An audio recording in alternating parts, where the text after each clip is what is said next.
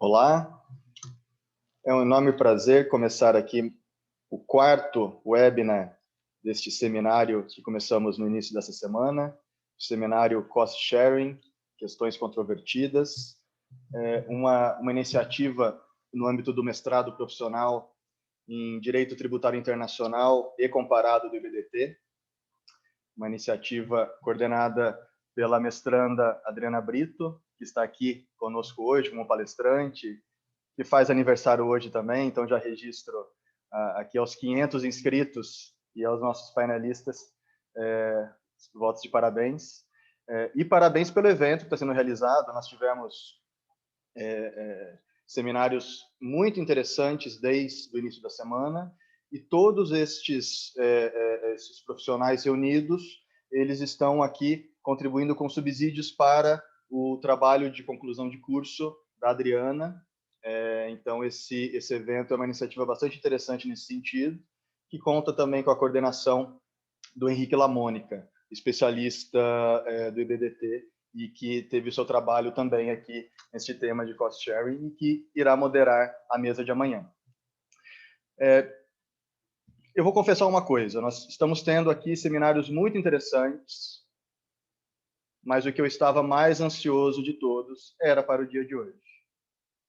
Claro, a gente começou com o primeiro dia, Ricardo Maria de Oliveira, Luciana Galhardo, Vitor Polizelli, Vanessa, na moderação, excelente. O segundo dia, Alberto Macedo, Marcos Vinícius Neder, enfim, ontem, Chueri, Álvaro, Ana Cláudio Tume, Doris. Amanhã, o Sérgio André. O Sérgio vai até me ligar, Flávio, e filmado, né? Como assim? Não, meu. Mas hoje, primeira razão de todas é pura e simplesmente orgulho de um orientador que tem aqui no painel 3 das suas orientandas mais brilhantes, e que poderia ser qualquer tema que vocês dariam um show danado. Então, estava ansioso para ver esse debate bacana que nós teremos hoje. Mas, como se não bastasse, temos também um tema muito interessante para ser discutido. E aí, para se juntar a esse time, nós temos Ana Carolina Groninger, que é autora de, eu acredito que um dos artigos mais interessantes a respeito deste ponto do benefício mútuo, dessa necessidade ou não de benefício mútuo em contratos de cost sharing, publicado recentemente na revista do IBDT. Então, acho que nós não poderíamos ter um painel mais interessante. Por isso que eu estava muito ansioso para isso que nós teremos aqui hoje. Desejo um excelente painel e peço que todos participem.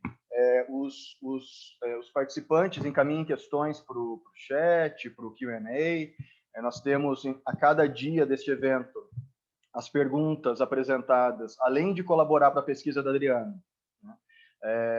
As perguntas, os comentários também irão concorrer a um exemplar por dia, um exemplar do livro Rateio de Despesas no Direito Tributário, da autora Luciana Galhardo, que estava no primeiro dia. Então, vocês têm aí mais um incentivo para participar. Ana Carolina, muito obrigado, está com você. Boa noite a todos e a todas. Luiz Flávio, muitíssimo obrigada pelo convite.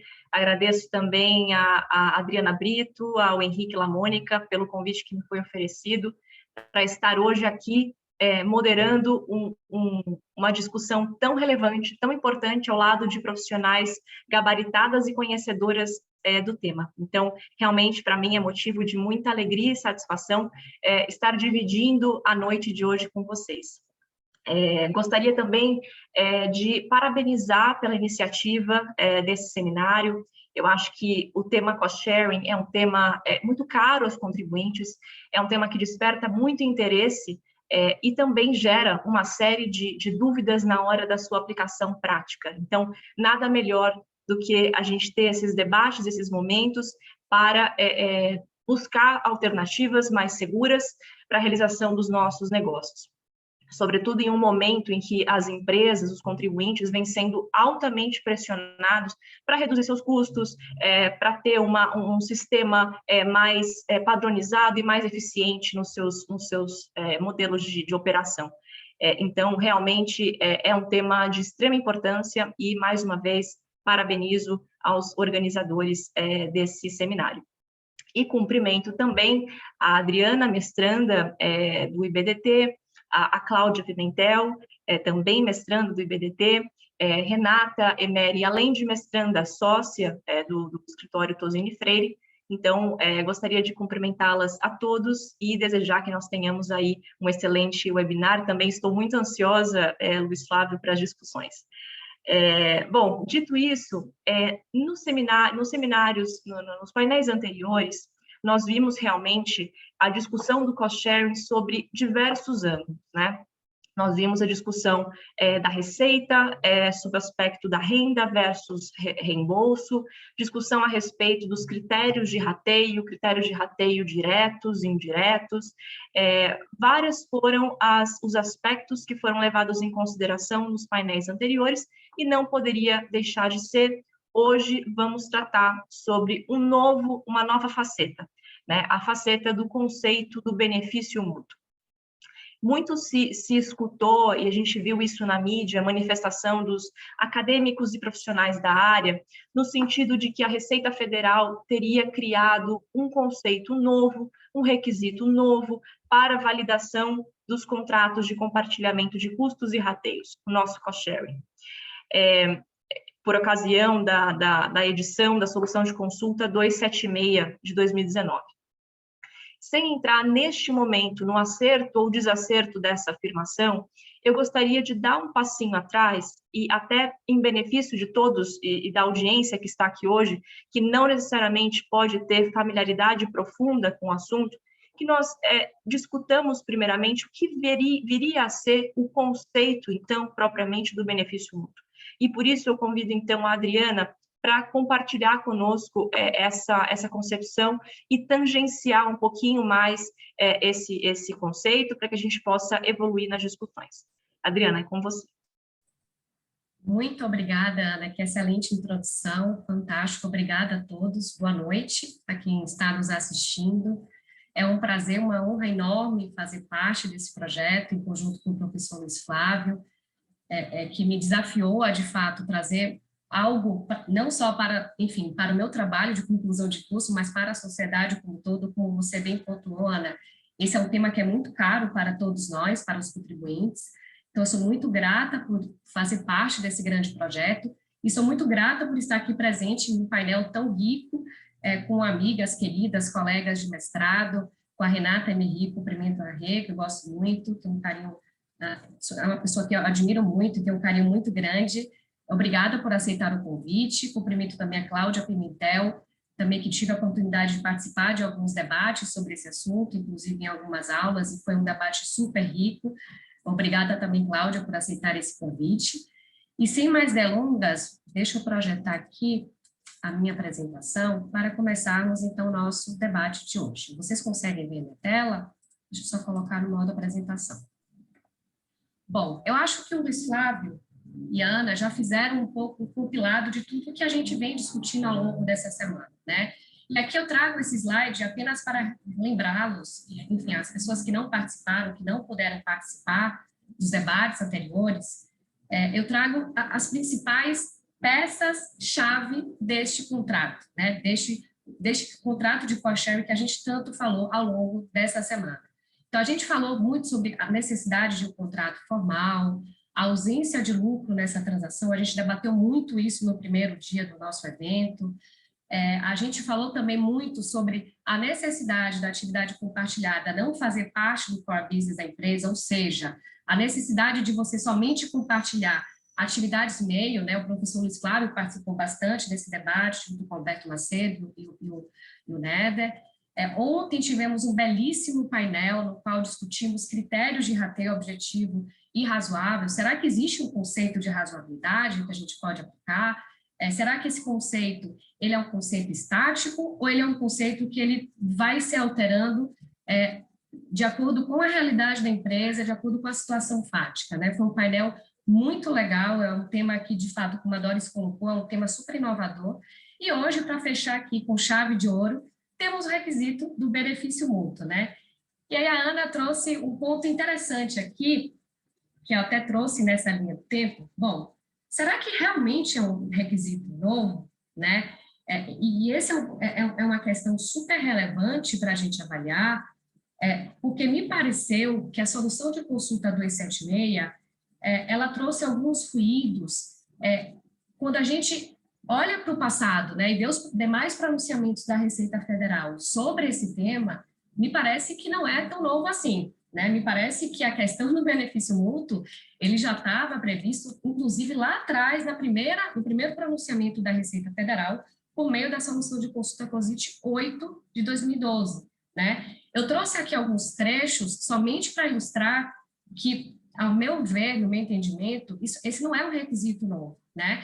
E eu acho que vale a pena só a leitura dessa solução de consulta 8, aqui de 2012, para, de fato, comprovar que esse requisito não é novo assim. Então, esse parágrafo 27, o que é que ele fala, basicamente, né? Ele traz a seguinte disposição. Ressalte-se que, segundo o guia OCDE, no contrato de compartilhamento de rateios de despesas, em que se identifique benefícios mútuos, é essencial que a quantificação das contribuições de cada empresa participante se baseie na expectativa de benefício individualmente considerada. Ou seja, isso estava previsto desde lá de trás. E aí vocês vão me perguntar, mas, ok, Adriana, então por que só na solução de consulta 276 é que as pessoas começaram a se preocupar com esse tema, né? Ao que me parece, essa solução ela foi inovadora, sim, porque foi a primeira solução que, de fato, enfrentou se a empresa atendia ou não ao conceito de benefício mútuo, né? Apesar da gente ter todas essas soluções que eu aqui apresento para vocês, seja a 8 de 2012, a 21 de 2015, a 50 de 2016 e a 146 de 2019, trazerem, em sua essência, que o benefício mútuo já estava presente como um dos requisitos do contrato de cost sharing, foi somente na 276 que foi enfrentado se efetivamente a empresa atendia ou não esses requisitos. Então, me parece que não é um conceito tão novo assim. E aí, já respondendo talvez o primeiro ponto que a Ana trouxe, né? O benefício mútuo representa um requisito novo? Não me parece que é um requisito novo aos contratos de cost sharing. Me parece que sim, ele já existia há muito tempo, talvez não com esse nomezinho de benefício mútuo, né?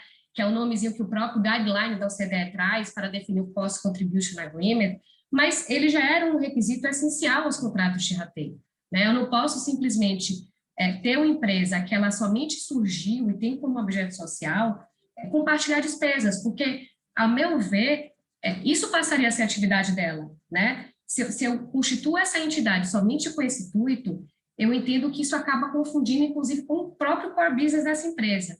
E aí, já pegando esse gancho, eu trago um outro questionamento para vocês. O benefício mútuo representa um desdobramento do conceito de core business? Eu entendo que sim. Eu entendo que o que pese a gente ter diversas discussões, que o benefício mútuo, ele se aplica aos contratos de cost contribution e que há alguns até doutrinadores e advogados que falaram muito sobre a confusão que talvez tenha sido gerada, né, nas soluções de consulta, das últimas soluções de consulta que foram emitidas. A despeito de toda essa discussão, eu entendo que, no final das contas, o conceito de benefício mútuo é um desdobramento do core business, ou seja, você, entidade, não pode surgir somente com o intuito de compartilhar despesas, porque você está prestando um serviço intragrupo, né? Ainda que sua finalidade seja ter sinergia, ainda que você não tenha margem de lucro, como já foi dito ao longo de todas esses painéis aí que eu comentei com vocês. Então, esse é um entendimento muito particular meu, mas eu acho que faz todo o sentido quando a gente adequa a nossa realidade brasileira. E aí a pergunta que vale $1 milhão é a seguinte: como demonstrar a aplicação do benefício mútuo em termos práticos, né? Será que a empresa que centraliza essa atividade, se ela absorver um pedaço dessa despesa, eu já teria caracterizado o benefício mútuo? Será que isso já seria suficiente ou não? Teria outros elementos para avaliar no caso concreto e identificar se de fato está presente o benefício mútuo? Essa questão, pessoal, a gente vai endereçar no caso prático, a gente teve um excelente debate prévio, e eu tenho certeza que a gente vai tentar resolver minimamente aqui e clarear um pouco mais esse conceito ao longo do nosso painel. Bom, era isso que eu queria como introdução. Obrigada, Ana. Eu passo a palavra para você. Obrigada, Adri. Excelente.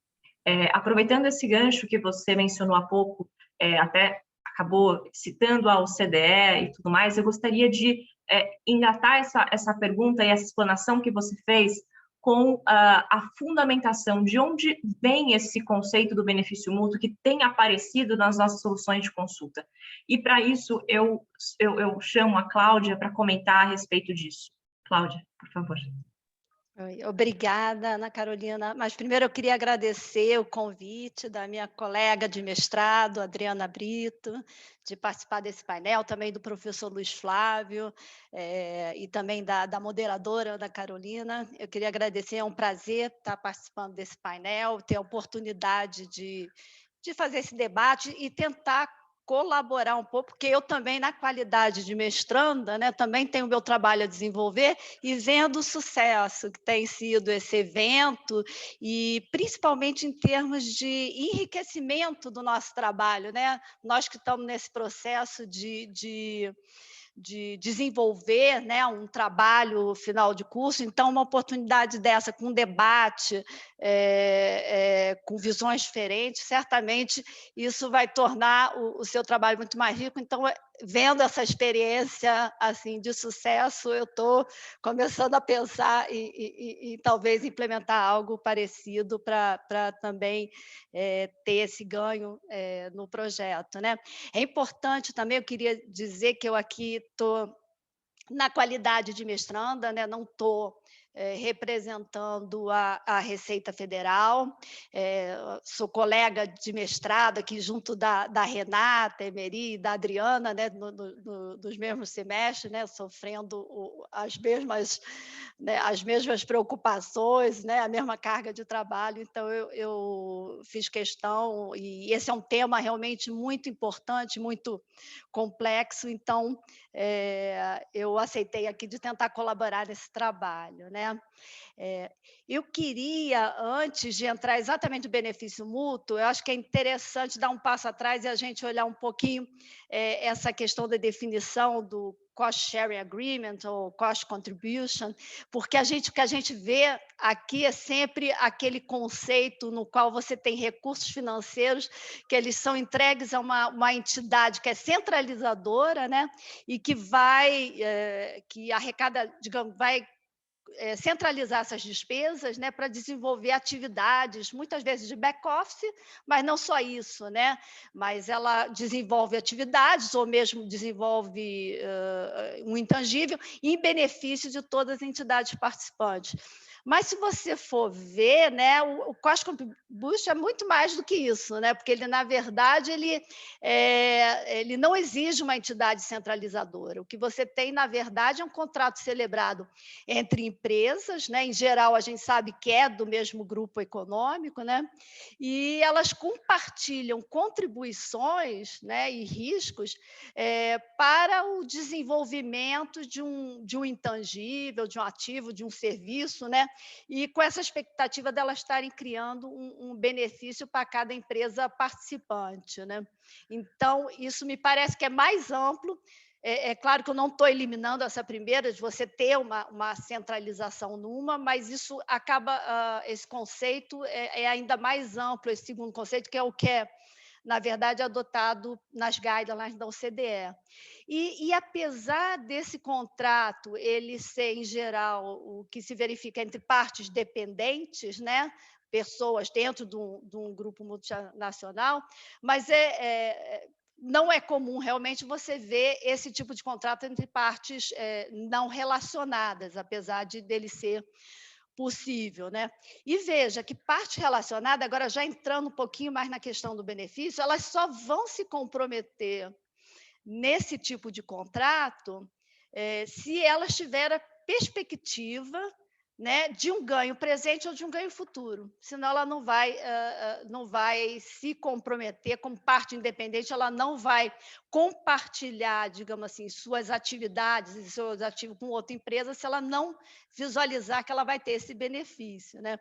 E às vezes o que a gente vê como, às vezes na minha perspectiva, pelo menos, há às vezes uma confusão de um benefício na visão da multinacional, do grupo todo. Mas, e não é isso quando se fala no benefício mútuo. O que a gente está vendo é um olhar individual, você individualmente, para cada entidade, né, se ela está auferindo esse benefício, né?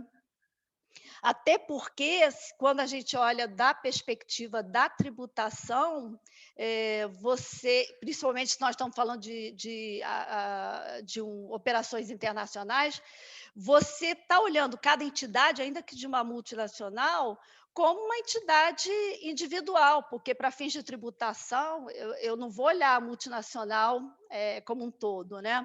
Então, às vezes se fala num benefício de... e é outra coisa interessante, que às vezes se fala meramente no benefício da empresa, ela vai ter com esse acordo um aumento de receita, uma redução de custo, né? Mas isso por si só, quer dizer, você, na verdade, você tem que ter uma série de elementos, como a Adriana bem mencionou no início, porque isso por si só, até num contrato intragrupo, você verifica, eventualmente a empresa contrata o serviço de uma outra para ela ter um aumento de receita ou ter uma redução de custo, né? Então, isso por si só, ela não seria, né? Então, o benefício mútuo, na verdade, ele pelo menos na minha visão, ele é um princípio que ele é verificado no caso de um contrato entre partes independentes que não entrariam em um acordo caso não tivessem mutuamente um benefício. Quer dizer, todas elas têm que se beneficiar desse ativo, ou desse intangível, ou desse serviço que está sendo criado, né? E eu concordo totalmente com a Adriana quando ela fala que a solução de consulta 276, ela não trouxe esse conceito, ela não inovou.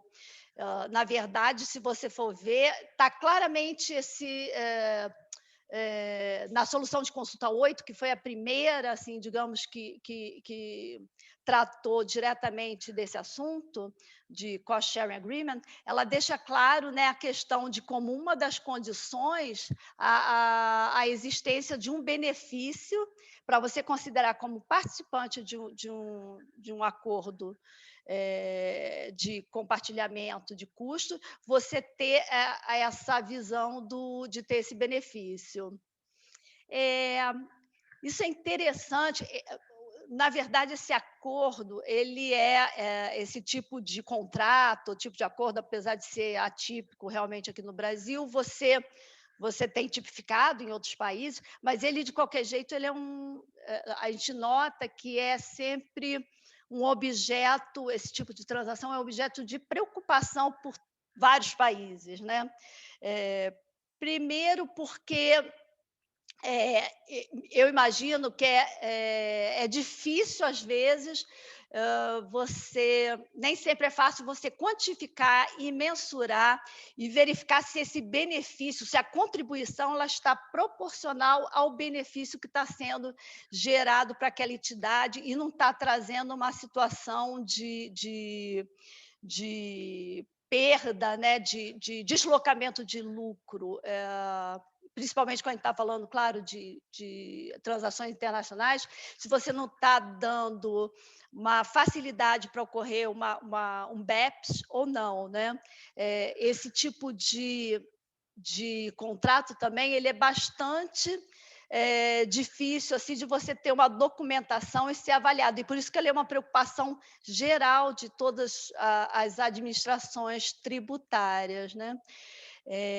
Eu acho que esses são os principais pontos que eu queria abordar, Ana, então eu devolvo a palavra para você. Obrigada. Obrigada, Cláudia. até puxando o gancho na sua fala, né, da utilização e do requisito do conceito mútuo, tanto nos cost contributions quanto no cost sharing, eu gostaria de provocar a Renata para falar um pouquinho mais sobre isso, né, se apesar das soluções de consulta terem trazido esse conceito na ótica do cost sharing, se ele realmente deveria ser também identificado nos cost contributions arrangements. Boa noite, queria aproveitar também, agradecer de estar fazendo parte desse painel com tantas mulheres inteligentes, bonitas, enfim, também com o Luiz Flávio, que é um grande professor e incentivador de todos os alunos do mestrado, e mestrado que tem proporcionado tantas oportunidades maravilhosas de debates e de, enfim, produção acadêmica, e especialmente feliz por estar aqui hoje no aniversário da Adriana, essa pessoa tão querida, essa amiga querida, junto também com a Cláudia, com a Ana. É uma grande honra para mim estar aqui hoje com vocês discutindo esse tema. Eu acho que quando a gente fala de contrato de compartilhamento de custos, né, sob esse nome, existe disfarçado aí uma série de situações que nós deveríamos primeiro tentar identificá-las e aí pensar nos seus reflexos tributários. E eu acho que toda essa confusão, ela de certo modo está refletida também nas soluções de consulta. A Adriana colocou muito bem, a solução de consulta número 8 já trazia o conceito do benefício mútuo, mas ela não detalhava, não especificava. E, por outro lado, a própria solução de consulta 8 e outras que se seguiram, a gente vê que nelas também há um pouco de confusão entre essas diversas situações que eu vou aqui tentar identificar e separar para poder responder melhor até a sua pergunta, tá, Ana? Então, a Cláudia aqui mencionou, né, os Cost Contribution Agreements, e, para mim, um caráter muito específico deste espécie de contrato é que, de fato, eu tenho ali uma união de esforços entre todas as empresas que estão coparticipando, né, desse acordo, geralmente fazendo um investimento. E aí a Ana tem um artigo brilhante sobre o assunto, em que ela faz uma distinção entre o Cost Contribution Agreement com intuito de development do Cost Contribution Agreement Services. E eu aqui estou me referindo a um Cost Contribution Agreement Development, como você menciona no seu artigo, que é talvez a modalidade mais clássica de Cost Contribution, em que as empresas coparticipam nos custos para a criação, via de regra, de um intangível, que vai gerar benefícios futuros. Então, elas estão fazendo um investimento, aplicando o seu capital para desenvolver esse intangível. Daí que, muitas vezes, nós vamos olhar para esse Cost Contribution Agreement e ver, por exemplo, pesquisa e desenvolvimento, né? Tipicamente, as empresas utilizam o Cost Contribution Agreement para fazer desenvolver, né, através desse contrato, essa pesquisa e desenvolvimento, que vai gerar benefício para todas as entidades coparticipantes e que também serão coproprietárias dos resultados, né, que daí advêm. Uma outra situação que nós podemos ter, e aí são os cost sharing agreements propriamente ditos, né, onde nós vamos ter uma coparticipação de custos que são centralizados em uma entidade, né, e que respeitam, geralmente, atividades de interesse comum dos demais participantes do contrato de rateio. Só que aqui é importante a gente diferenciar duas situações. Uma primeira situação em que eu me refiro a custos de um caráter externo, em que a entidade centralizadora ela irá contratar junto a terceiros, por exemplo, né, à prestação de um determinado serviço, cuja sua utilidade resultante, né, dessa contratação aproveita a todas as empresas coparticipantes do rateio. Vou dar um exemplo.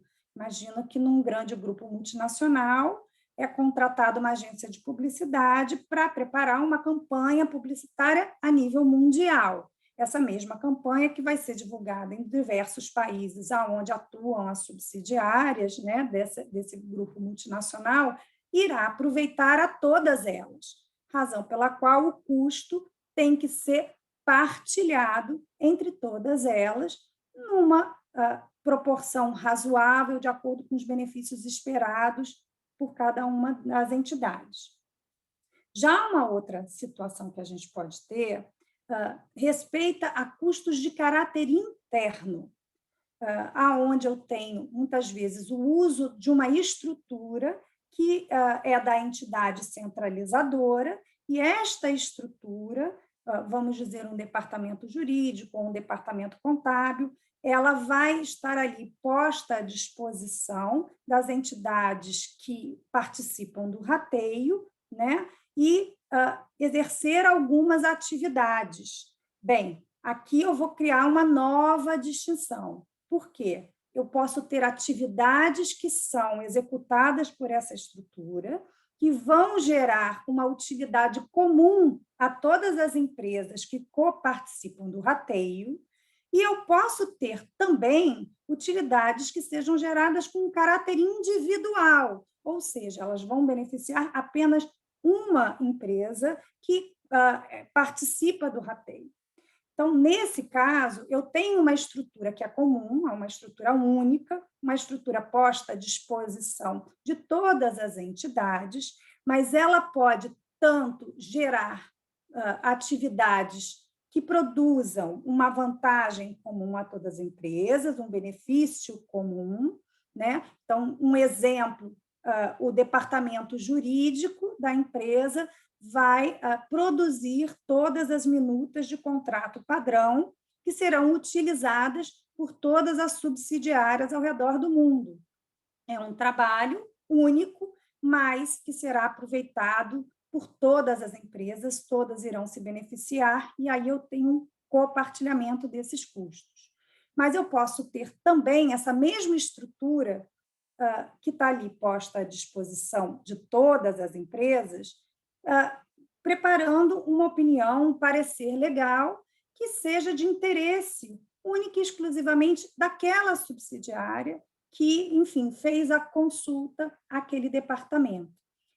Ambas as situações são geralmente referidas, né, como compartilhamento de custos, são tratadas ao abrigo de um contrato de compartilhamento de custos, em que o valor que está sendo exigido dessas empresas coparticipantes corresponde a uma fração dos custos, né, para a execução daquela atividade. Mas o que a gente nota de uma forma muito clara nessa distinção que eu trouxe é que, em um caso, eu tenho uma atividade que gera um benefício comum, partilhável entre todas, enquanto que, em outras circunstâncias, eu posso ter uma atividade que, muito embora exercida por essa estrutura, que tenha sido centralizada e posta à disposição de todas, gere um benefício individual. Me parece que a solução de consulta 276, quando ela vem explicitar o conceito de benefício mútuo, ela está justamente querendo distinguir essas situações, porque se generalizou considerar como compartilhamento de custo toda aquela atividade que é utilizada de uma forma centralizada por departamentos, né, que centralizam toda uma atividade, mas estão ali prestando serviços que, no fundo, podem ter um caráter individual, um interesse individual das empresas que estão ali, enfim, dele se beneficiando. Então, nessas situações, o que me parece é que nós vamos estar mais próximos de uma outra figura, que é do serviço intragrupo, né? Então, o serviço intragrupo é aquela prestação que é feita entre duas empresas que pertencem ao mesmo grupo econômico. No entanto, trata-se de uma relação aonde não há um benefício aproveitado por ambas, mas o interesse ele acaba sendo individual. É uma relação, de fato, ali bilateral. E me parece justamente da solução de consulta 276 que ela está aproximando todas essas situações em que não há um benefício partilhável entre todas as coparticipantes, que nessa circunstância, deveria se assemelhar, se aproximar ao tratamento de um serviço intragrupo, independentemente do nome que se dê ao contrato, independentemente de existir ou não um elemento de lucro, né, na cobrança aí dos valores da empresa, então, que está aí arcando com esse reembolso.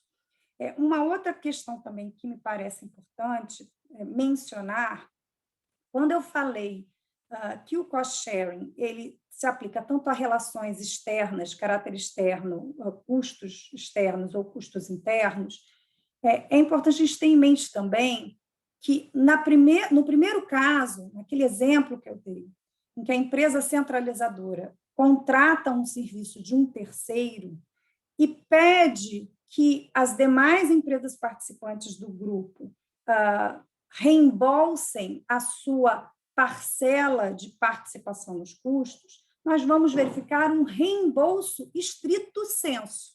Por quê? Porque, de fato, o que eu estou sendo reembolsado é por um custo que não seria da empresa centralizadora.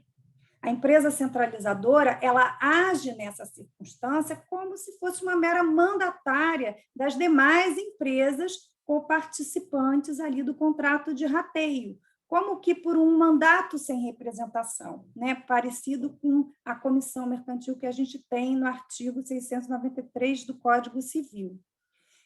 Já na outra situação, quando nós estamos falando de despesas internas, né, de caráter interno, vamos lembrar que nós estamos tratando muitas das vezes de despesas que são próprias da entidade. É o salário dos seus funcionários, é a sua custo de telefonia, de internet ou de energia que está sendo ali rateado, né, entre as empresas, e o valor que ela recebe ou que ela cobra, a gente só pode chamar de reembolso lato sensu.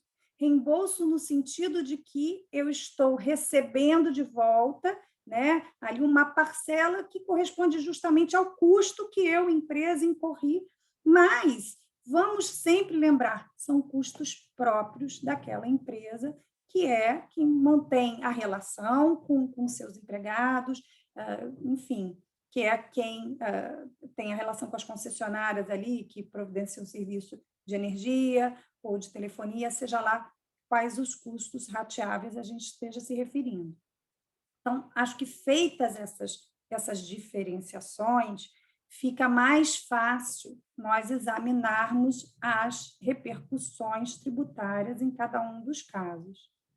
Ana, eu volto para você a palavra, porque acho que a gente vai ver isso já no exemplo, né? No caso prático.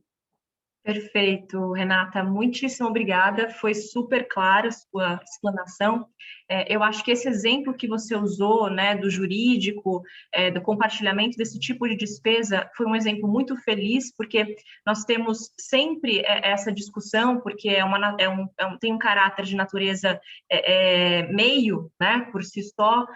Então, quando a empresa presta esse tipo de serviço e não agrega nenhum tipo de lucro, ela já considera como fato certo e consumado que ela vai ter direito à neutralidade, né? Mas você trouxe aqui elementos bem importantes que, na verdade, põe isso um pouco em xeque, na medida em que eu preciso analisar individualmente qual é aquela atividade que está sendo prestada, sem pensar simplesmente naquela natureza de serviço jurídico propriamente, né? Eu preciso saber se aquela atividade vai ou não vai beneficiar toda a coletividade, né? Todo o grupo econômico, ou se de fato ela está sendo prestada em favor de apenas uma entidade, né? Uma empresa, e portanto esse caráter de benefício mútuo estaria mais mitigado. Então, gostei muito desse seu exemplo. Eu acho que agora nós podemos passar para um segundo bloco, né? Nesse primeiro bloco nós fizemos algumas perguntas e no segundo bloco a gente vai ter a oportunidade de aplicar esses conceitos e essas premissas ao caso concreto. Então, Adriana, se você puder compartilhar, por gentileza, caso, para a gente começar a discutir. Claro, deixa eu só buscar aqui, já compartilho com todos vocês.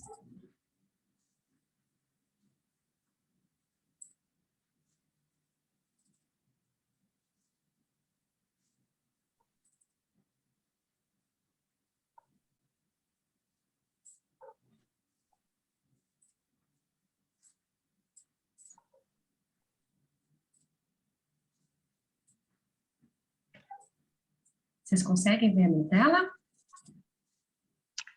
Sim. Perfeito.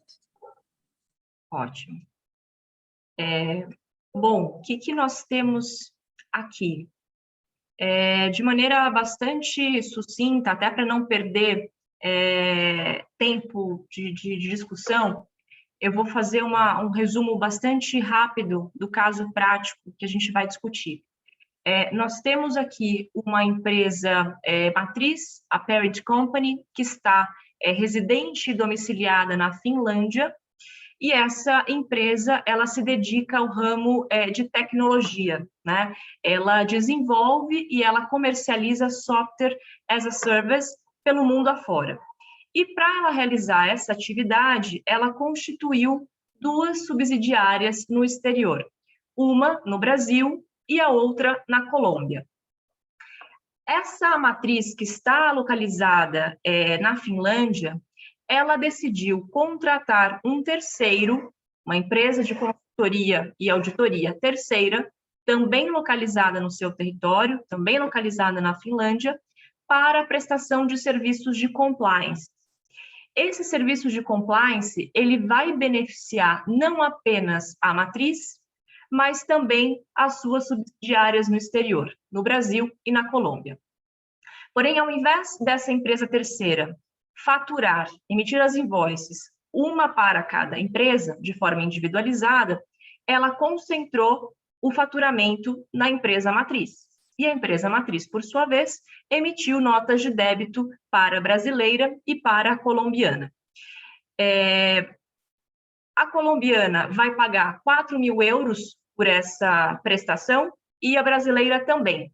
E o remanescente, no valor de 3.000 euros, vai ser arcado pela matriz. A minha pergunta é se, diante desse cenário, diante dessa transação, em que eu tenho um terceiro envolvido, mas as empresas do grupo, todas elas, arcam parcialmente com o seu custo, então, em tese, há custo e há benefício, eu gostaria de ouvir de vocês, e aí fiquem à vontade para decidir quem deseja falar, se neste caso nós poderíamos exigir o conceito, se o conceito do benefício mútuo estaria previsto e se, portanto, ele teria as condições, né, nesse contrato de trazer neutralidade fiscal, ou seja, essas notas de débito, ao serem pagas pelas subsidiárias, não teriam as devidas retenções por se tratar de mero reembolso. Eu estou realmente diante de uma situação de mero reembolso ou estou diante de uma prestação de serviço pura e simples que não poderia se aproveitar dessas vantagens fiscais? Não sei se Renata...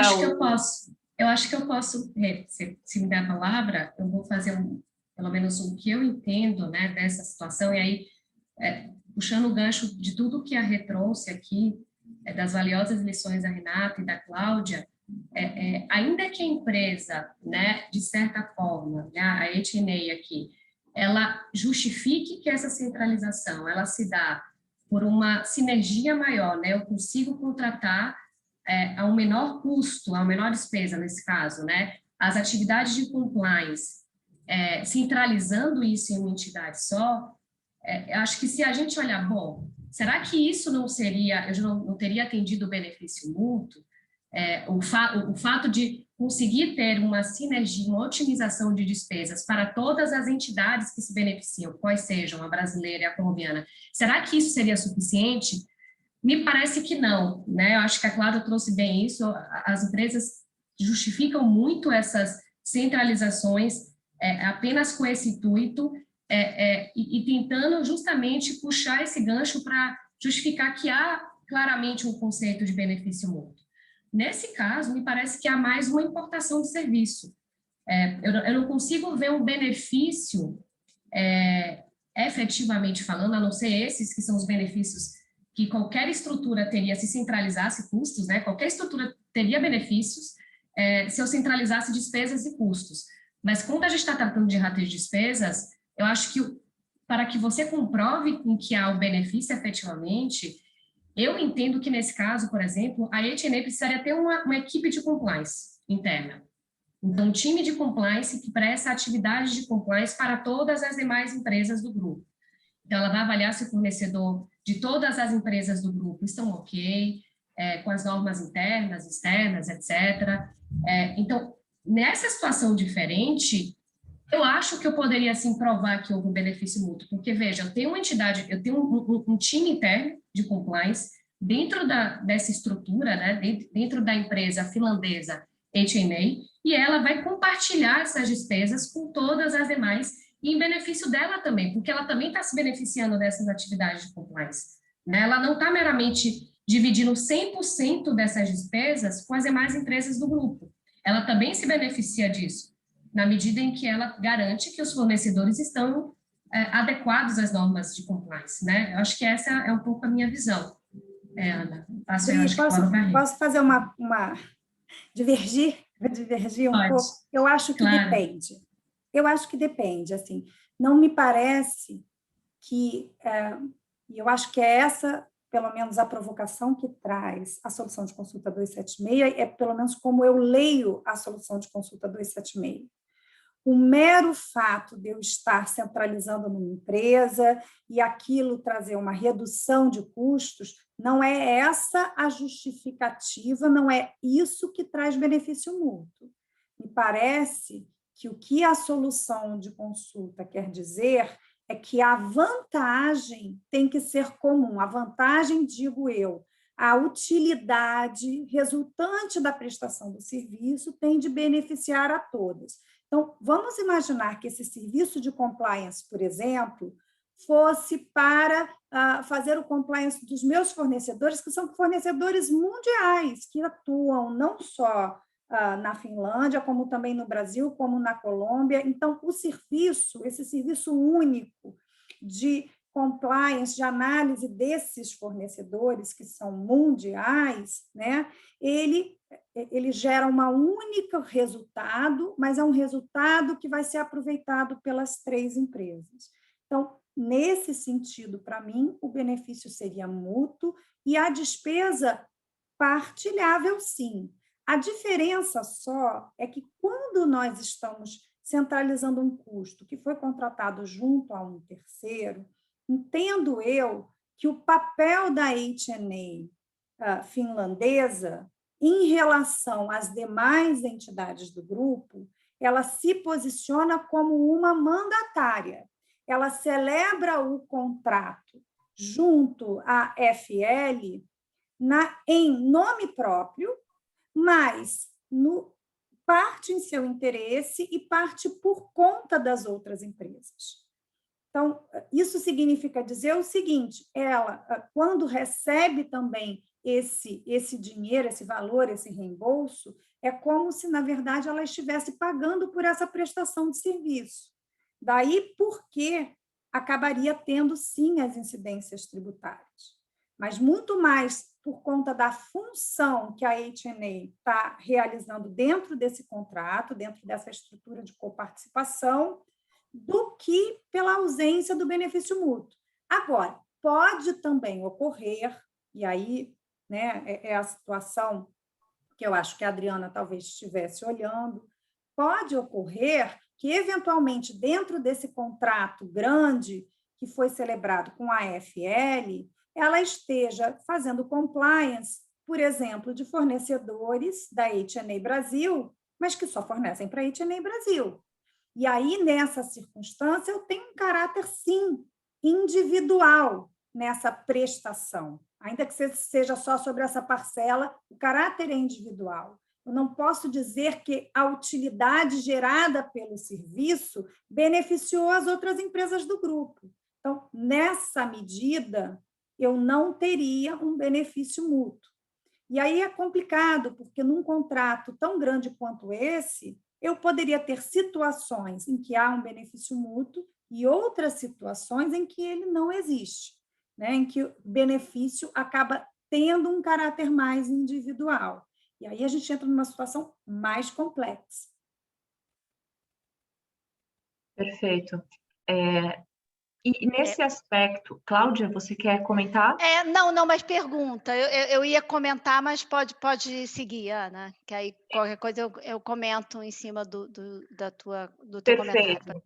É até um comentário que surgiu aqui no Q&A, uma pergunta em relação à extensão do benefício mútuo. Se eu preciso envolver todas as empresas que fazem parte do grupo econômico para se reconhecer a aplicação e o reconhecimento do critério do benefício mútuo, ou se bastaria algumas empresas. Então, nesse caso, eu tenho a finlandesa e tenho a brasileira e a colombiana. Eu precisaria incluir também, exigir também que as outras entidades que fazem parte desse grande grupo econômico estivessem nesse mesmo contrato, ou não? Basta que as participantes do acordo tenham o benefício decorrente daquela atividade.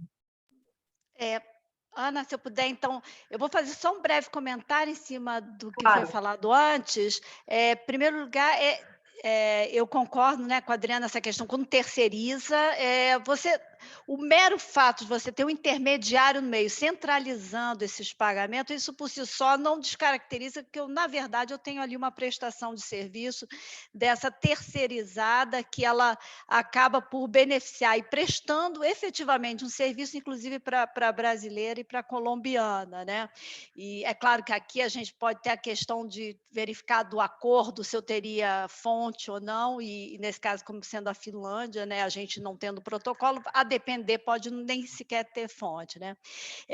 Rapidamente, em relação ao que a Renata comentou, eu concordo com a Renata, porque se você não fizer essa distinção, quer dizer, então, meramente eu vou ter então, eu vou dizer que eu tenho um cost contribution arrangement quando você simplesmente coloca isso dentro de uma terceira empresa e aquilo, digamos assim, não é o core business dela, né? Então, essa seria a diferença entre, sei lá, quase que uma central, se eu faço uma central de serviço, ou se eu coloco dentro de uma empresa que eu falo, olha, ela acaba por se beneficiar ainda que individualmente desse serviço que é prestado por essa área, então eu estaria diante de um cost contribution arrangement. Eu concordo, eu tenho a mesma visão da Renata, né?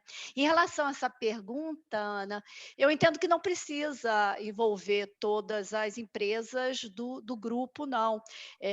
Você tem que, as empresas participantes, elas têm que estar beneficiadas, elas têm que estar compartilhando, né, os benefícios e os riscos, e, na essência, de fato, ser um serviço que ele é construído de forma geral, centralizada para aquelas empresas participantes. Eu entendo que não preciso ter necessariamente a participação de todas as entidades da multinacional. Essa, pelo menos, é a minha visão.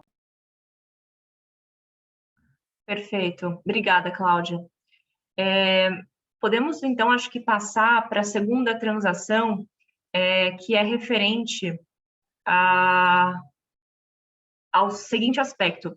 São atividades, aí sim, de back-office, que a empresa matriz concentra na sua estrutura e compartilha os gastos com as suas subsidiárias. Então, eu estou falando dessa transação número 2, que está na cor roxa.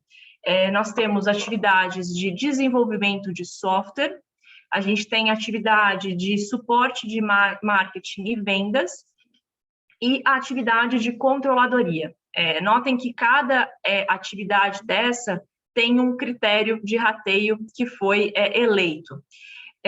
Para o desenvolvimento do software, o que nós temos, no final das contas, é um pool de recursos, né? Então, tanto a matriz, quanto a subsidiária brasileira, quanto a colombiana, fazem aportes, né, para a empresa, para a centralizadora, para que a centralizadora possa desenvolver aquele software. E, em tendo êxito, esse software vai ser utilizado pelas 3 empresas, né? Vai ser explorado pelas 3 empresas em determinadas regiões, em determinados mercados locais. Nesse aspecto, as 3 empresas também assumem o risco, né, desse software não ter êxito, desse software não ser produzido. Então, todas assumem as inseguranças decorrentes do negócio e fazem os respectivos aportes. Mas o critério de rateio para esses aportes foi escolhido como receita estimada de vendas.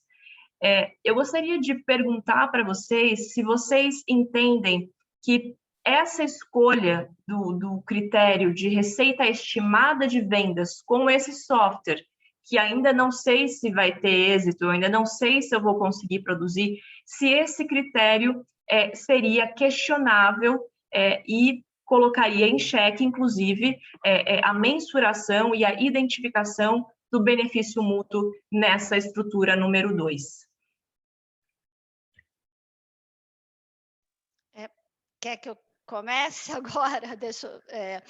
Eu entendo, Ana, nesse ponto, que o que vai se verificar nessa situação do benefício mútuo se é proporcional à contribuição que a empresa brasileira e colombiana elas estão participando nesse contrato, se a contribuição ela é proporcional aos ganhos futuros, né? Então, se aqui tiver como critério digamos, a receita esperada com a comercialização desse software, que elas vão obter futuramente, né? Se isso, e é claro que vai ser estimado, né? Porque eventualmente pode até ter um problema e não necessariamente a gente sabe que tem que ter sucesso no desenvolvimento desse intangível. É claro que software já o risco é menor do que às vezes quando você tem pesquisa e desenvolvimento de um intangível. Então ela considerando que ela estaria proporcional a esses riscos e a área geográfica, digamos, que cada uma dessas entidades elas vão poder comercializar como uma comercialização única por elas, né? Então, eu entendo que, sim, nesse caso, seria um critério que é razoável para você considerar em termos de verificar qual seria a contribuição de cada uma, né? Se eu pudesse aqui agregar um ponto, né? Quer dizer, o que aqui, justamente a gente vê a distinção, a gente está falando de um Cost Contribution Agreement, claramente, né? Onde todas as empresas estão coparticipando dos custos, dos gastos, para o que? A formação de um intangível que estima-se, né, pretende-se que venha gerar benefícios futuros. E elas também coparticipam dos riscos, né? Também os riscos são por elas suportados se, como a Cláudia colocou muito bem, esse empreendimento não der certo, todas ali irão arcar com os riscos disso. Serão coproprietárias, né, do software que vier a ser desenvolvido. O critério de rateio, eu estou com a Cláudia, é muito difícil, né, num caso como esse, você ter um critério direto. O critério que é indireto, ele como como ainda não existe o software e não se conhece, né, dos seus benefícios, ele acaba sendo um critério estimado com base na receita esperada, e aí podemos discutir aqui como é que se chega a essa receita esperada, né? Faz sentido que tenha uma certa correlação com o mercado. Então, o tamanho do mercado, o apetite do mercado para aquele tipo de produto, né? Então, me parece, de fato, que é um critério razoável para o que a gente está aqui discutindo. Lembrando só que a gente pode ter, de novo, aqui, tanto custos que tenham um caráter externo, né, quanto também aqui custos de caráter interno, para os quais todas elas estejam contribuindo.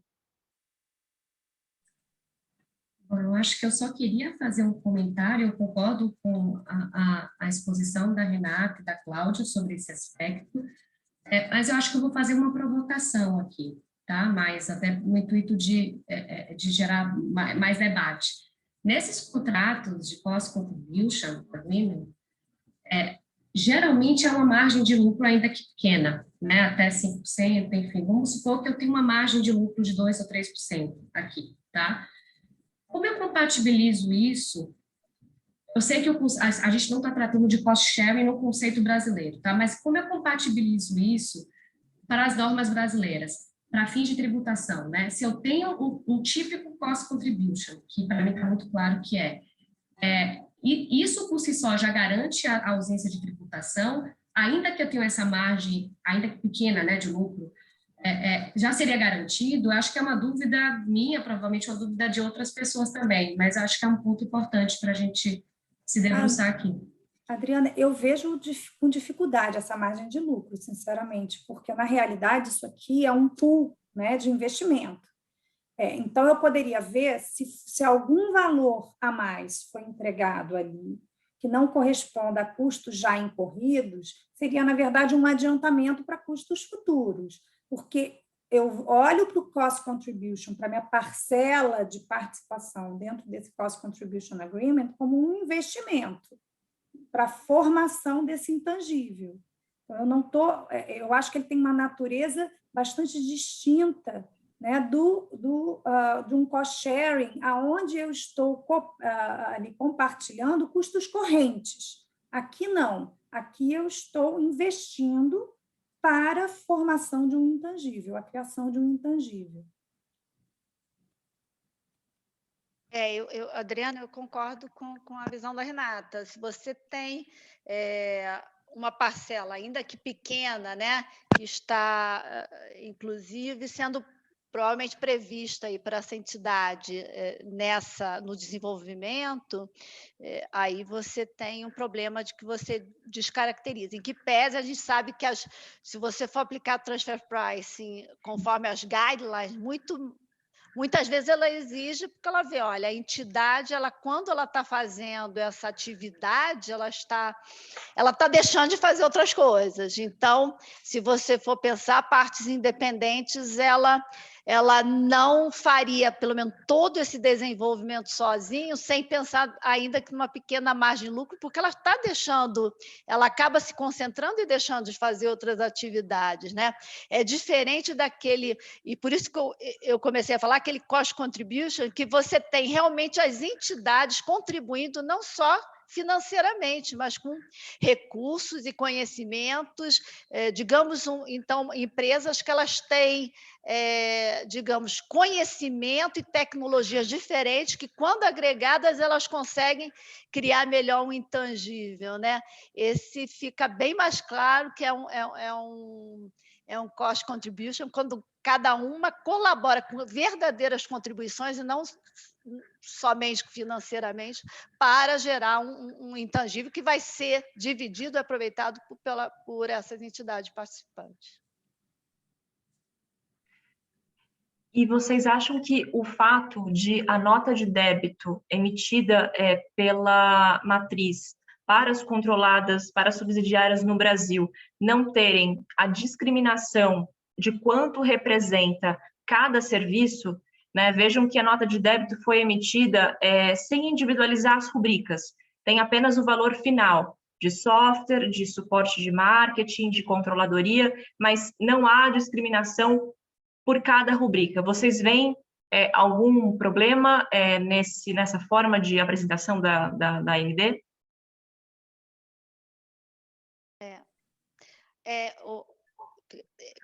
Bom, vou tentar responder. Eu não vejo assim um problema de estar. O problema é de você tentar identificar o que é cada valor, né? Você ter. Eu acho que esse que talvez fosse o problema, né?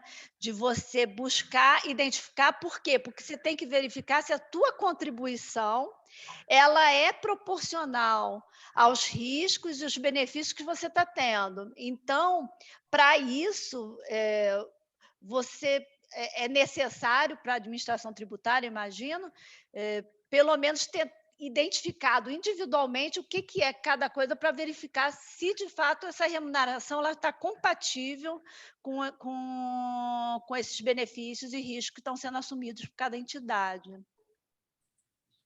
Eu concordo com a Cláudia, tá? Eu acho que as empresas, elas, na prática, normalmente recebem só uma nota, né? Genérica, mas ainda assim há uma divisão, ainda que seja uma nota só, e aí a gente trouxe esse exemplo justamente para ilustrar isso, se eu tiver destacado, né, por exemplo,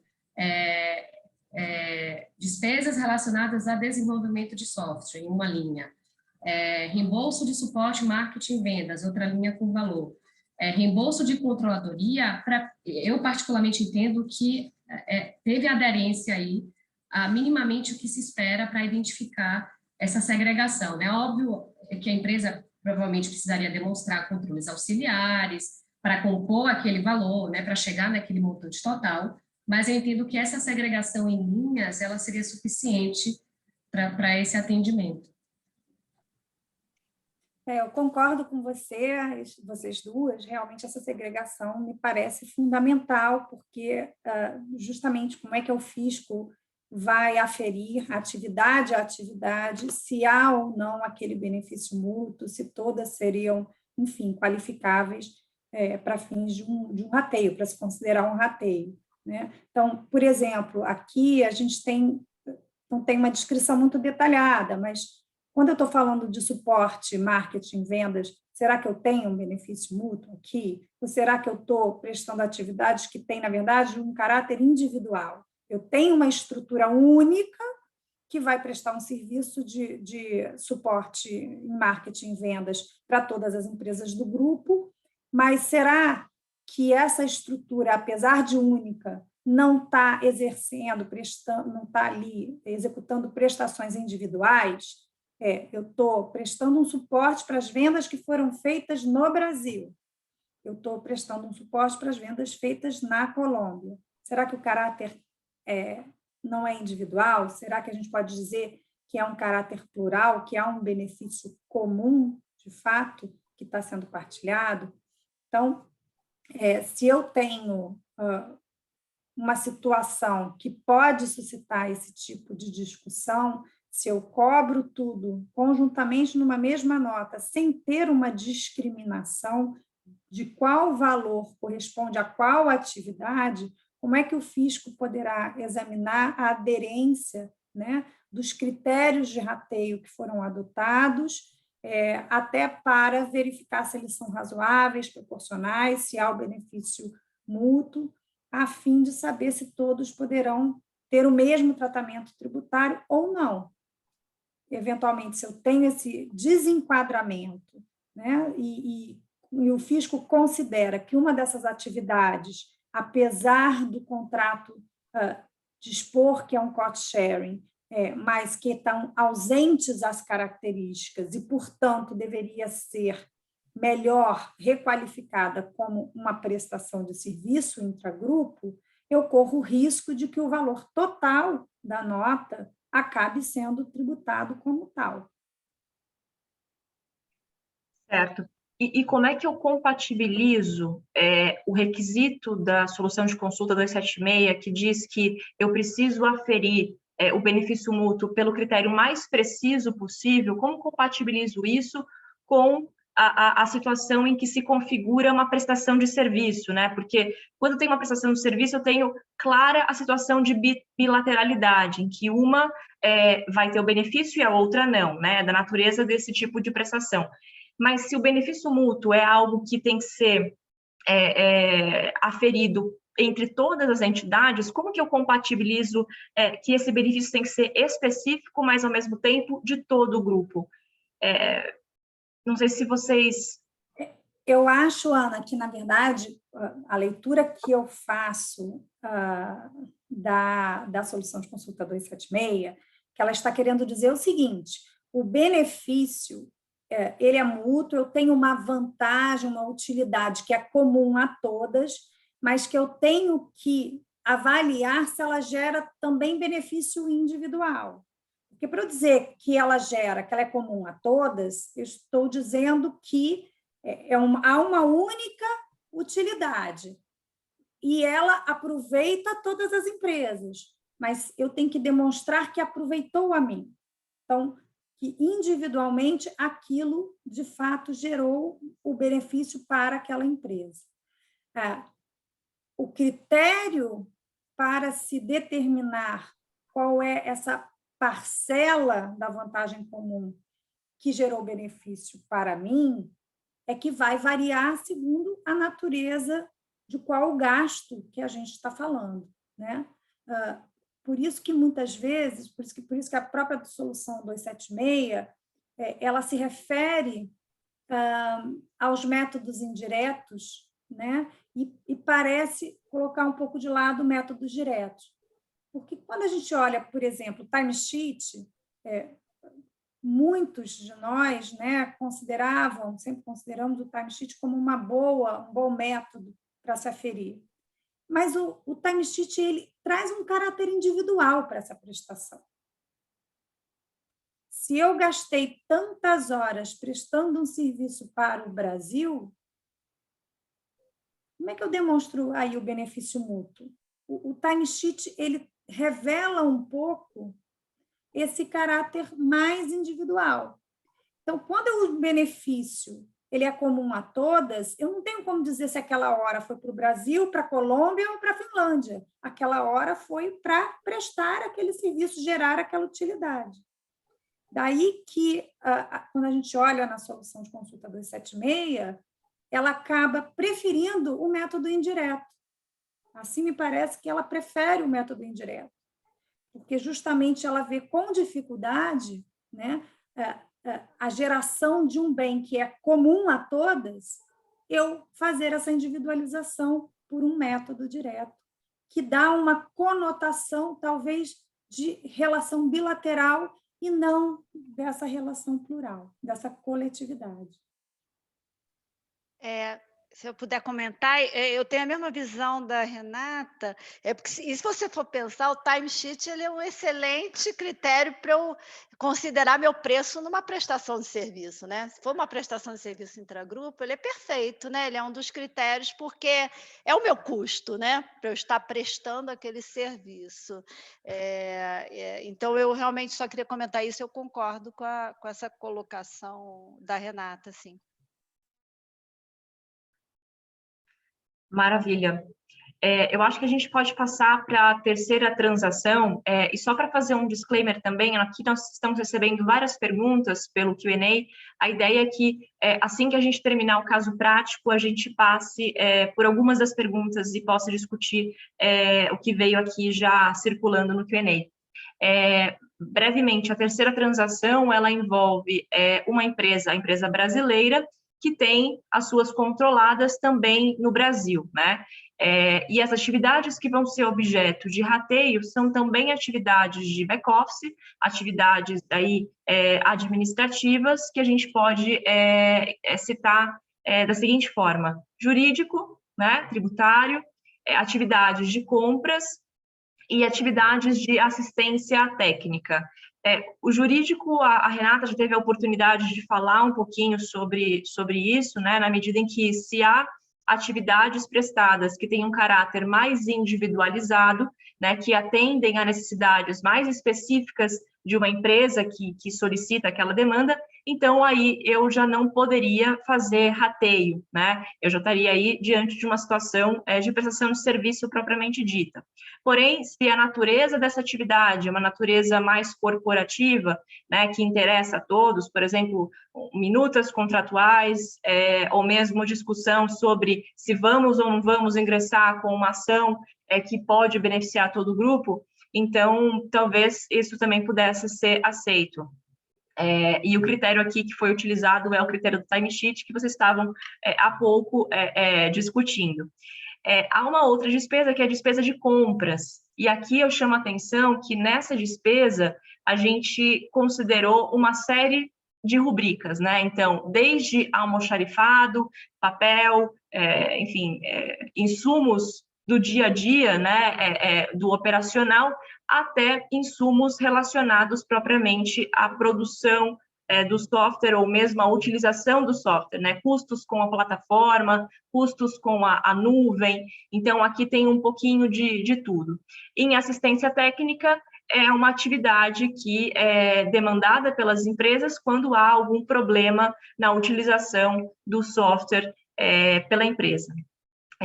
Nessa transação 13, que nós temos também um cost sharing, vocês vêm respeitado e cumprido o critério do benefício mútuo? Eu acho que eu vou começar essa, então. Vai lá, Pri. Vamos começar, então, com o jurídico TEX, né? Acho que a Rê trouxe já inicialmente, você também, Ana, já expôs uma série de elementos aí que são importantes, e aí, reforçando, é muito importante a gente olhar caso a caso, não dá para generalizar e dizer, não, time jurídico de TEX é back-office, não tem margem, automaticamente é um cost-share, né? Acho que isso já ficou claro, provavelmente, para todos aqui que estão nos assistindo.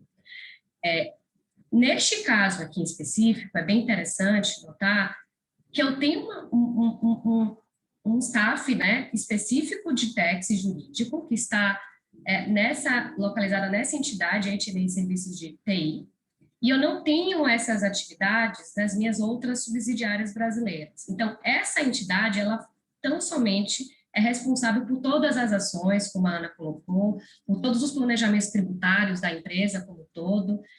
Então, para mim, me parece que eu tenho um benefício mútuo concretizado. Eu não tenho uma utilidade, um benefício individual, né, como a própria Renata trouxe. Eu tenho uma utilidade comum a todas as empresas do grupo brasileiro. Porém, eu tenho uma questão do critério, né? Será que o critério timesheet, e aí fazendo até referência às soluções de consulta anteriores, será que realmente ele não é um critério razoável? Porque ao que me parece, quando a gente olha as soluções de consulta, os pronunciamentos da Receita Federal, excluindo a 276, porque de fato ela elege o critério indireto como o melhor critério, em vez do critério direto, né? Me parece que isso ficou muito em aberto, né? Desde que você prove que o seu critério é objetivo, razoável, a gente debateu muito isso ontem, mas me parece que timesheet é um critério objetivo e razoável, né? O fato de eu conseguir precisar ali exatamente qual é o custo para cada entidade, será que isso por si só já descaracterizaria o cost sharing? Não, ao meu ver, não me parece, tá? Porque, de novo, eu consegui caracterizar todos os elementos, e o fato de, na prestação de serviço, eu utilizar a rigor um timesheet, para mim não é a consequência lógica, não é automática dizer que para cost sharing eu não posso usar timesheet. Eu acho que é esse o racional que pelo menos eu vejo. Mas aí, obviamente, eu gostaria de ouvir as demais aqui que estão conosco. Pelo menos para o jurídico e TEX é isso. Depois a gente pode falar dos demais. Então, André, assim, eu pelo menos, o que eu penso? A gente falou antes que o critério do benefício mútuo já constava desde lá da solução de consulta 8. O que me parece é que, muito embora ele já constasse, a Receita não tinha ainda muito madura o que ela queria dizer com isso, amadurecido isso. quando nós vamos examinando todas as soluções de consulta que vieram na sequência, nós vamos vendo o pensamento da Receita ir evoluindo e, de certa forma, modificando. Por isso que não é incorreto dizer totalmente que a solução de consulta 276 trouxe algo novo. Ela, apesar do conceito lá já existir, ele não estava, me parece, explicitado da maneira que nós temos hoje, né? Quando a gente discute essa questão dos critérios para rateio, que eles têm que ser razoáveis, proporcionais, tem que ter uma aderência, né, ao tipo de atividade que está ali sendo prestada, etc. e tal, o critério do timesheet, ele parece um critério bastante razoável e fácil. Mas, quando a gente coloca ele em teste frente a essa conotação que tem sido dada, que foi dada na solução de consulta 276 para benefício mútuo, eu começo a ter um pouco de dúvida se ele se sustenta. Porque, quando eu estou falando do timesheet, eu estou dizendo assim, vamos lá, como é que é o critério timesheet? O funcionário A gastou 6 horas exercendo a atividade B para a empresa C. O funcionário A gastou 4 horas exercendo a atividade X para a empresa Y. Então, eu começo a ter uma dificuldade aqui, dentro desse uso do timesheet, de mostrar que eu tive uma atividade única que beneficiou as duas. Então, dentro daquela ideia, né, que eu estava aqui expondo, de que o serviço, vamos chamar de serviço, ou, bem, essa atividade realizada gera uma utilidade única que vai beneficiar mais de uma empresa, o timesheet parece revelar, na verdade, que eu tenho utilidades diferentes, beneficiando cada uma individualmente as empresas. Pode ser que eu tenha esse critério timesheet e tenha gerado uma utilidade comum a todas, aí talvez o timesheet não se sustente. Porque se o benefício é comum, vamos imaginar, se eu, enquanto jurídico, produzir uma minuta de um contrato padrão, por que eu estou dizendo que 6 horas foram para o Brasil e 4 para a Colômbia?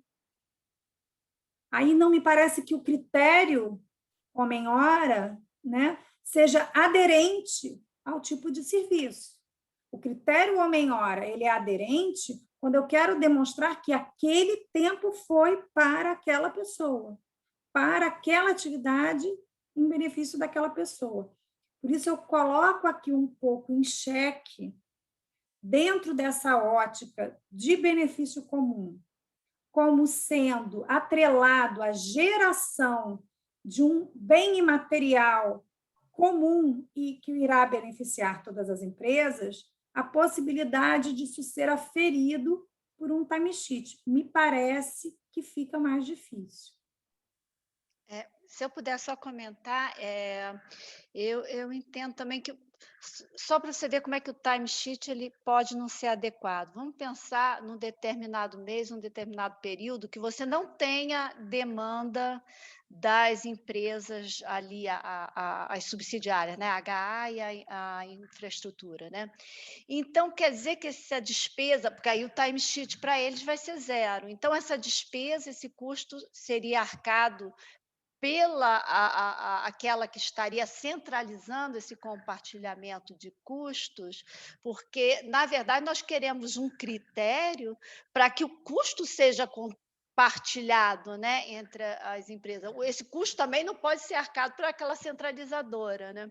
Então, eu concordo com a Renata, porque quando você utiliza esse critério, fica claro que você, eventualmente, o custo vai ser arcado, inclusive, pelaquela que está centralizando esse serviço. Perfeito. Nossa, muito, muito legal. Eu acho que agora a gente pode, nesses 5 minutos finais, endereçar algumas das perguntas. Na verdade, durante o nosso debate, eu já fui endereçando questões que foram surgindo no Q&A.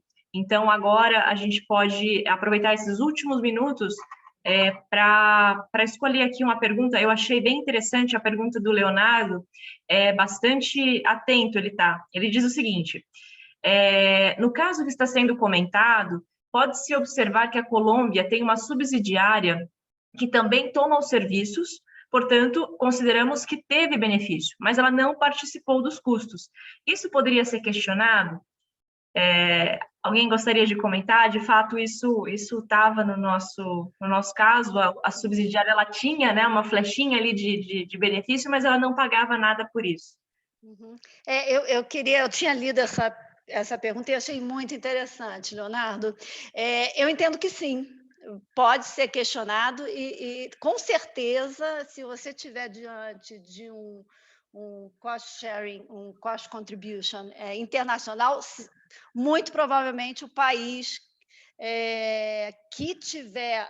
porque agora esses dois estão na Colômbia, né? Mas imagina que a Colômbia ela tivesse uma subsidiária que estivesse no Chile. Certamente a Colômbia questionar: espera aí, você está arcando com uma despesa demais, além do que... E talvez você deveria ter atribuído isso para a sua subsidiária no Chile, né?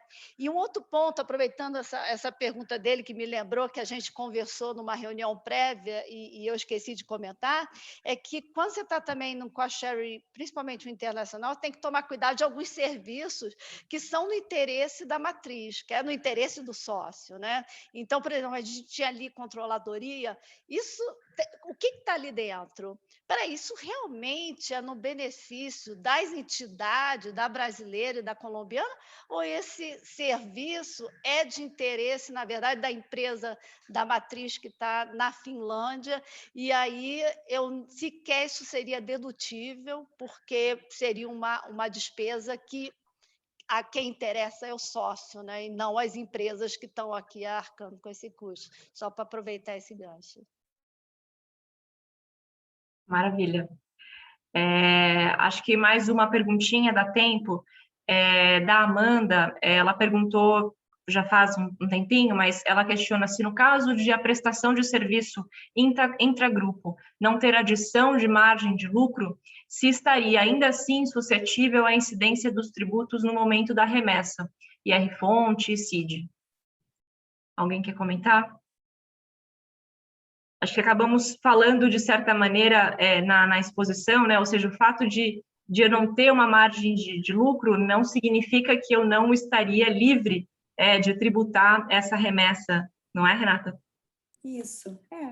Na realidade, assim, o que eu estou dizendo simplesmente é que o preço desse serviço não teve um componente de lucro, né? Mas não deixa de ser aí uma contrapartida pela prestação de um serviço. Então, sim, seria tributável. E aí, só complementando, de fato, o requisito não ter lucro não é o único requisito aqui, né? Como a gente vem colocando, como já foi exposto nos demais painéis, você pode ter uma prestação de serviço que você não tem lucro, você tem prejuízo, por exemplo. Então, não necessariamente o fato de não ter lucro já me gera a consequência automática de que isso é um contrato de rateio e, portanto, estaria livre das incidências tributárias, né? Acho que é isso, né, Rê? Central. Isso, né? Você tem aí prestações de serviço que, aqui mesmo no Brasil, muitas vezes a gente presta serviço, às vezes até para ganhar mercado, por outras situações, e sem um componente de lucro, não deixa de ser uma prestação de um serviço, né? E, portanto, estaria aí, sim, sujeita às incidências tributárias. E aqui, bem, a pergunta foi claramente um serviço intragrupo, né? Que foi a pergunta da Amanda. Então, a gente não está sequer discutindo se isso seria um rateio, numa prestação de serviço intragrupo mesmo. Maravilha.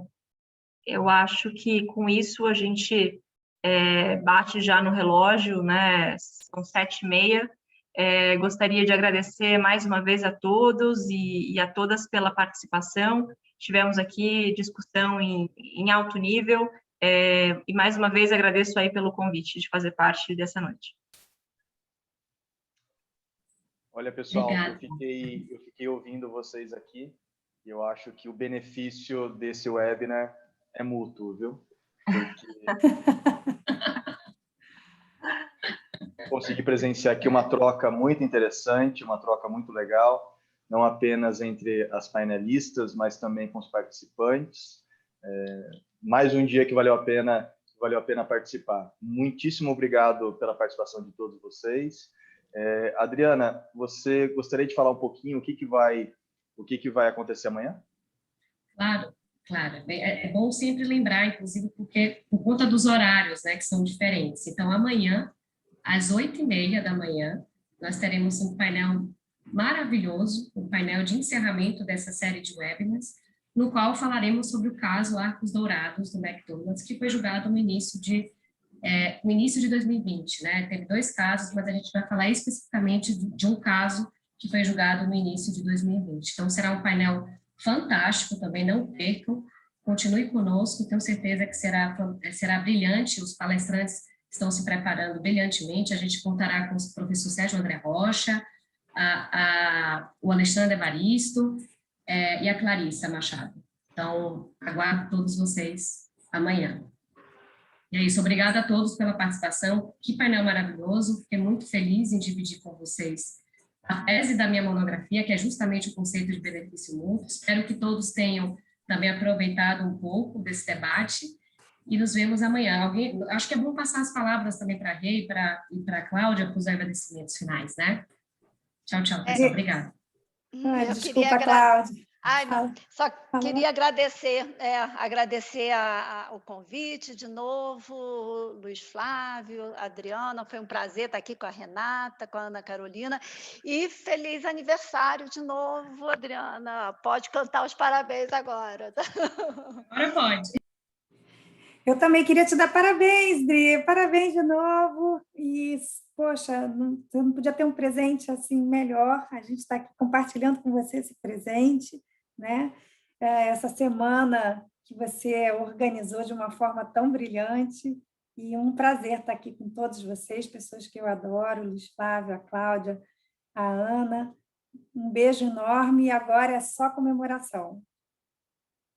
Obrigada, pessoal. Muito obrigada a todos.